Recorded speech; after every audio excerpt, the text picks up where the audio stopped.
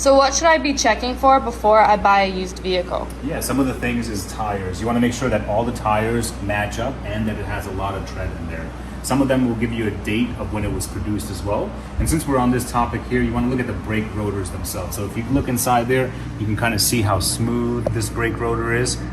And I have one out here as well. So anytime that you have a rotor, you want to make sure that there's no cracks or deep scratches in there. That's the key, that the vehicle has not been abused.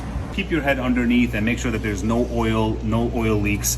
Here you can see that it's fairly clean undercarriage. Now let's take a look under the engine compartment. So some of the hoses you always want to look at, make sure that there's no leaking, no moisture. Here we have a great example of a potential leak in the air conditioning system because it has Freon. These are some of the things that you want to look for. Here's a perfectly clean one, nice clean hose. Lastly, you want to look at the oil itself. So things that you want to look for is the color and the levels. So you want to make sure that it has a golden color to it and the levels are fine.